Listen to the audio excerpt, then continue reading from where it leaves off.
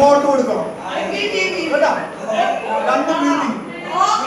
അപ്പൊ ഒരു സൈക്കിള് കഴിഞ്ഞ് 30 ചെസ്റ്റ് കംപ്രഷനും 2 ബ്രീതിങ് കൂടി ആവുമ്പോഴേക്കും ഒരു സൈക്കിള് കഴിഞ്ഞു. മനസ്സിലായോ?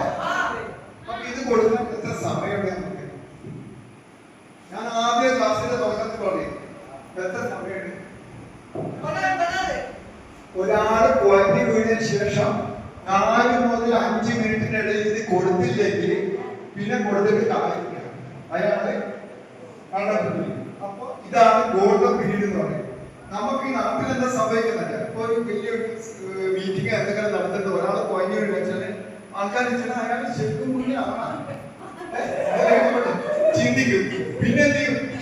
കുറച്ച് ആൾക്കാരുണ്ടാവും അയാൾ കസാര എടുത്തിട്ട്, ചില ആൾക്കാർ വെള്ളം വാങ്ങിക്കാൻ പോകുന്നിട്ട് വെള്ളം കുടയുന്നുണ്ടാവും.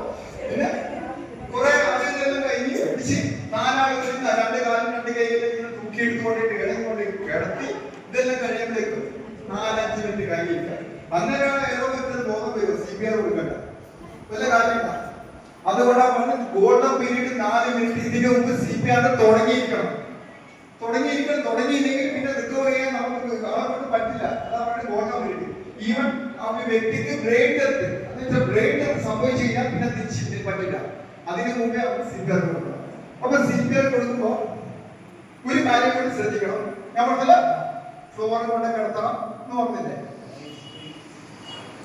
ആംബുലൻസിൽ നമ്മൾ കയറ്റി ഒരു വ്യക്തിനെ ആംബുലൻസിൽ കയറ്റി, ആംബുലൻസിൽ വെച്ച് നമ്മൾ CPR കൊടുക്കണമെന്ന് പറഞ്ഞു. എന്റെ ചോദ്യം മനസ്സിലായോ? നമ്മളെ ഞാൻ ഇതുപോലെ കൊടുത്തി ആംബുലൻസിനെ വിളിച്ച് ആംബുലൻസ് വന്ന് ഇയാളായിട്ട് നമ്മൾ ആംബുലൻസ് കിടത്തി.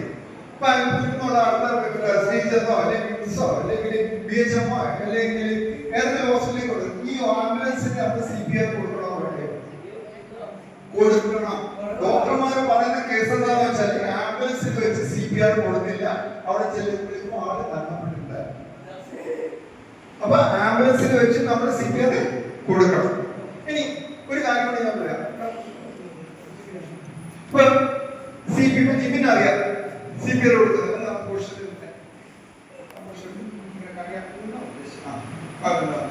CPR കൊടുക്കുക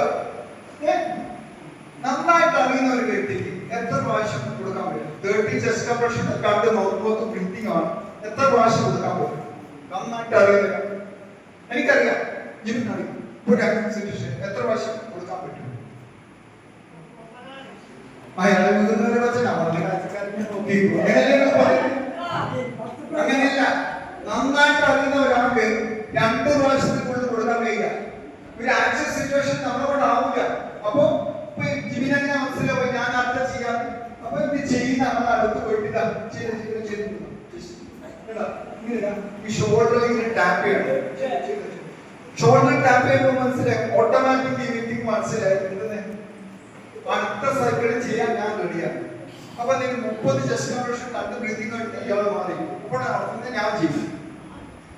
ഇയാൾക്ക് ഗ്യാപ്പ് കൊടുത്തില്ല, അതല്ലേ ഞാൻ ചെയ്യും. ഞാൻ ഇതുപോലെ വേറൊരാൾ വന്നു കഴിഞ്ഞാൽ അയാളെ ചെയ്യും. അപ്പൊ അങ്ങനെ എന്ത് പറ്റും? എല്ലാവർക്കും അത് ചെയ്യാൻ പറ്റും. ഈ വ്യക്തിനെ നമ്മൾ എല്ലാവരും കൂടെ ശ്രമിച്ചിട്ട് ജീവിതത്തിലേക്ക് തിരിച്ചു കൊണ്ടുവരാൻ സാധിക്കും. മനസ്സിലായി? ഇതിന്റെ ഇമ്പോർട്ടൻസ് മനസ്സിലായി? ഇത് മാക്സിമം നമുക്ക് എല്ലാവർക്കും പറഞ്ഞു കൊടുക്കുന്നുണ്ട്. എല്ലാ മാക്സിമം പറ്റുന്നിടത്തോളം നമ്മൾ പറഞ്ഞു കൊടുക്കുന്നുണ്ട്. എന്തുകൊണ്ടാണ്? ഒരാളെ ജീവൻ രക്ഷിക്കുന്നതിന് കൂടുതൽ വലിയ ഒന്നുമില്ല. ആ ടൈമിൽ പറഞ്ഞ് ടൈമിൽ തന്നെ ചെയ്യണം. അതാണ്. പിന്നെ 12 വയസ്സ് താഴെയുള്ള ഒരു കുട്ടിക്കാണെങ്കിൽ നമ്മൾ ചെയ്യണ ഇത് തന്നെ. പക്ഷെ ഒരു കൈ എടുക്കില്ല. നേരത്തെ നമ്മൾ 2 കൈ ഇങ്ങനെ തന്നെ ചെയ്ത് ഒറ്റ കൈ എടുക്കുക. ഒറ്റ കൈ ചെയ്താൽ മറ്റേ 2 കൈ എടുത്തില്ല, ഒറ്റ കൈ കണ്ടില്ല. 2 വയസ്സ് താഴെയുള്ള കുട്ടിയാണ്. ഇൻഫന്റ് ആണെങ്കിൽ ഒറ്റ കൈ 2 വിരലായിരുന്നു ആദ്യം ചെയ്തത്. ഇപ്പൊ ഇങ്ങനെ തന്നെ ചെയ്യാൻ ഡോക്ടർ പറഞ്ഞിരിക്കും. ഇങ്ങനെ തന്നെ ഇത് തന്നെ ചെയ്യണം. പക്ഷെ ആ പവർ അത്രയും പാടില്ല.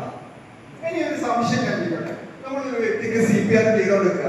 പെട്ടെന്ന് ആ വ്യക്തിന്റെ നമ്മൾ മാക്സിമം പവർ കൊടുക്കല്ലോ. ഭാര്യയിൽ പൊട്ടൂല. നിങ്ങൾ ചോദിക്കേണ്ട സംശയം ഞാൻ തന്നെ കൊണ്ട് ചോദിക്കാം. പൊട്ടൂലേ? അപ്പൊ CPR നിർത്തണ്ടേ? അയാൾ പൊട്ടിയില്ല, അയാൾക്ക് പറ്റുമോ? CPR നിർത്തണോ? ടീച്ചർ ഒരു സ്നേഹമില്ലാത്ത ടീച്ചറാണ്.